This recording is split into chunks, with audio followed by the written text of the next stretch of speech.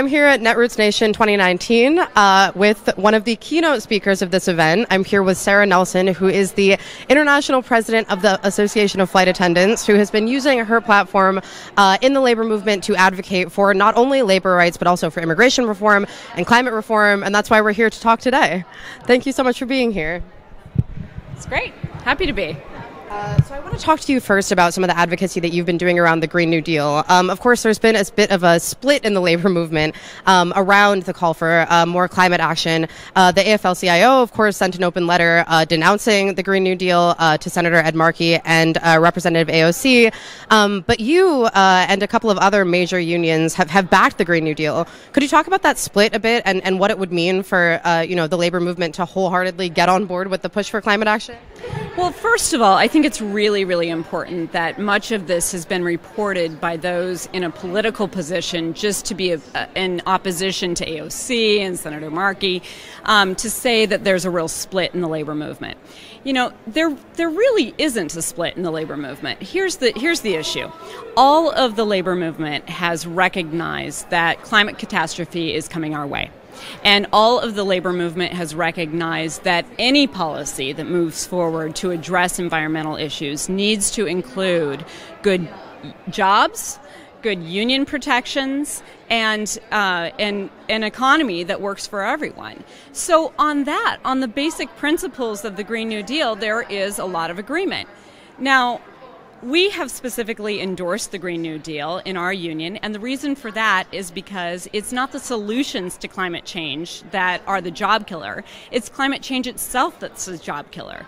Everything that we do, we root in our workplace. So we're not just getting involved with a political issue just to get involved with a political issue or take sides. It's always about how it matters to our members in our workspace. And for flight attendants, with the change in climate, there is increased clear air turbulence that is a major occupational hazard, and every time there is an event of severe weather, planes stay on the ground. When planes stay on the ground, we can't do our jobs, and that means ultimately that we are not going to have jobs to be able to provide for our families.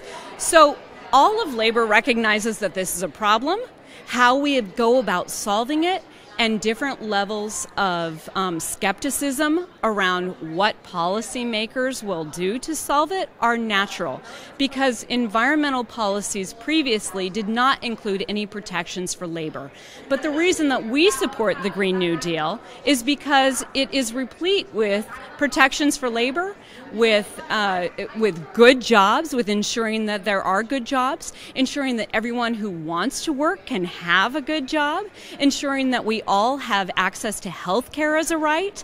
These are all the issues that our union is fighting for anyway. And with a resolution like the Green New Deal setting the priorities for our government as they are shaping environmental policy, we want to make sure that those are first and foremost on the agenda for policymakers. And so not all environmental policy is equal, but the Green New Deal does set clear policy that is good for workers. Yeah, I have to say it's pretty incredible to see a platform of this stature that's being discussed with such a wide platform call for something like a just transition. And it occurs to me, thinking about that just transition isn't, of course, just for mine workers or folks who work on oil rigs, as is sort of traditionally conceived of, but could also have implications for folks who work on, for instance, on airlines, because the aviation industry has a disproportionately high climate impact. Talk about what that sort of climate policy would mean for folks in your industry, and how either we could advocate for just transitions or advocate for, or both, or advocate for the aviation industry to sort of steer away from using so many fossil fuels. Well, first and foremost, I think that we have to recognize that just transition is a phrase that many union members are very skeptical of. So if we want to get serious about having people believe that we want to put together policy with a just transition, we have to do things today that keep the promises that we've made today. So take, for example, the mine workers' pensions. Our government, it wasn't just promised by their companies. Our government said, if you're going to go underground and risk your life and be subject to black lung disease and be subject to potentially losing your life in that mine, and you are going to power our nation, then we are going to make sure that you have secure health care and pensions for the rest of your life. And guess what? Now with these mine bankruptcies, the miners are facing a destruction of their retirement security and their health care. And so this is a promise that we made. If we're going to have people believing that we're going to be putting together policy and we're going to have everyone come to the table to talk about that, we need to make good on the promises that we've already made. And that brings me to a second point here. The reason that we are so outspoken about this and endorsing the Green New Deal is because we believe that you do not wait for someone to ask you to come to the table. You have to pull up that seat yourself. And if there's not a chair, bring a folding chair. Get involved. And so that is why we are endorsing it up front to make it very clear the policies and the priorities that must be set by policymakers for us to approve of environmental policy to address climate change. We must address it. It is hurtling for us. It is a major existential threat to all of us. But we can use this opportunity to shape a world that works better for everyone in this country, because this country is not working for workers today. So let's make a shift in the way that we are doing business and put together a just transition for everyone who's going to have to learn a new job, where we have a continuation of income for them, and we have jobs that meet the same standard of living that they had before in their previous jobs.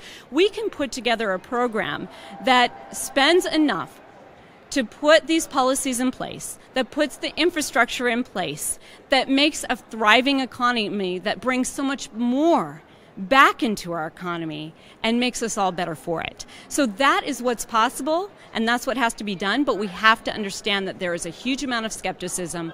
We have to take steps to bring people along, and those of us who are ready to step up the table need to do it now. And of course, this doesn't just impact folks living and working here in the United States. You've also been a vocal advocate for calling for an end to the Muslim ban. And obviously, the climate crisis has huge implications for the immigration crisis, will create, millions more refugees. Talk about that sort of relationship and why climate action is needed to, sort of uplift folks not only here, but workers and others in other places. Well, again, we focus everything that we do in our workplace. And our workplace is on planes. And aviation is a symbol of freedom. We fly to every corner of the earth when some can only dream of crossing borders. So we know these communities, and we also know that we only have the freedom to do this because our country has been seen as a champion for human rights. So if we are not holding up human rights in this country, if we're not taking steps to address the egregious actions against humanity, and that includes understanding what has happened in our African American community. As we're unearthing this, we need to take steps to make reparations and to make everyone whole. And if we are not doing that, we are going to lose our standing in the world to be able to fly to the rest of the world, to be able to continue to do what we do. So this is at the heart of what flight attendants do every single day. Beyond that, we have very specific examples of flight attendants who hold passports from many different countries and are able to do their job. They pass all kinds of background checks. They are certified in their work. And to have someone arbitrarily change the rules on them while they're in the middle of the flight and then be held at an airport in the course of doing their job. This is what happened to flight attendants when these unconstitutional policies came down. So we know that because this has affected our members, we leave no one behind. If you've been a member of our union for 5 minutes or 30 years, your union stands with you. And that is the way we approach everything. And the reality is that we have many members who have been affected by these policies, and we have our jobs on the whole threatened if we do not see that we are standing up for freedom for everyone.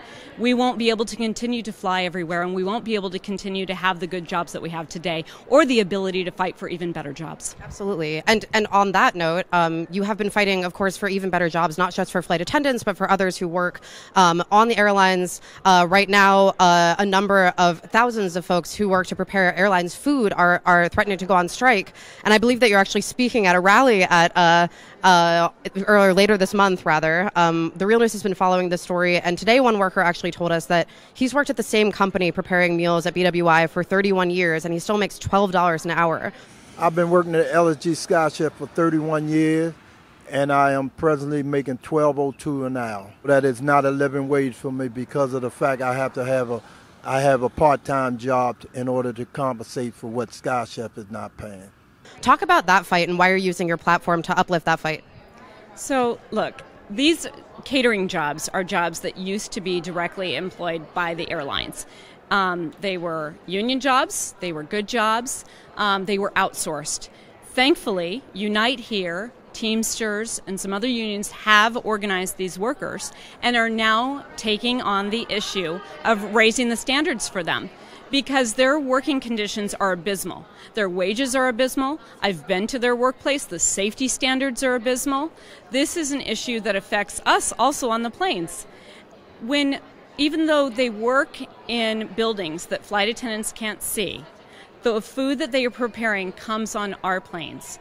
And when we get together and talk about what's happening in the catering facilities, and then the same carts that come to our airplanes, and sometimes they are so busy and stressed so much about moving carts through that they move broken carts through that come back to our planes that cause injuries on the job for us.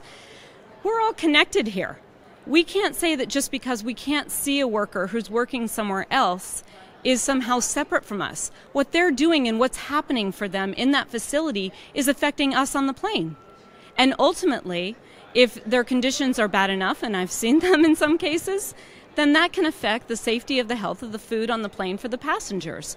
So this is something that we have to all take on together. And if we allow that injustice to go on, when we know the conditions that these people are working in, and we know what has been done for more stock buybacks to go to Wall Street, and that's what this is about, we have to stand up and say no. We have to say one job is enough, and we have to say that it is no longer okay that you can't afford to pay your workers a living wage so that you can have a few people get rich off of millions and billions of dollars in stock buybacks that do nothing to invest, again, in the airline that's creating that value, or even the customers and the passengers who fly with us on that airline. So we believe that this fight for the catering workers is also a fight for us. And there are flight attendants who are defined as being worth less who work on regional airlines, which is directly analogous to the fight in the kitchens. So flight attendants identify this both from a safety and health perspective, but also because there are flight attendants who are undercut by the same misclassification, by the same segregation that has gone on in the airline industry to define some jobs as less than others. And so we have to stand up and say, no, that's not okay. Their fight is absolutely our fight. We're in the middle of a tense presidential primary. Could you just tell us in a few words what a president could do to make labor a day one priority, to prioritize the rights of workers?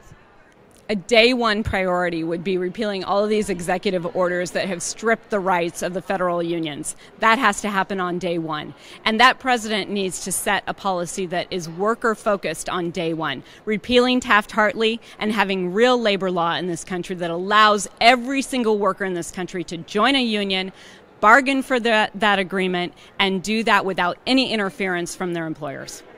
Thank you so much. Thank you.